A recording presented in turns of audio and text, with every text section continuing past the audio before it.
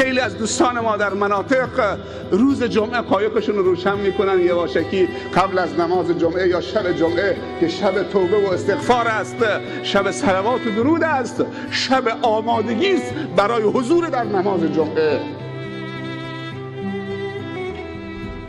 یواشکی قایقشون روشن میکنن، تورشون رو میگذارن که حلوا تو شب و روز جمعه خیلی خوبه.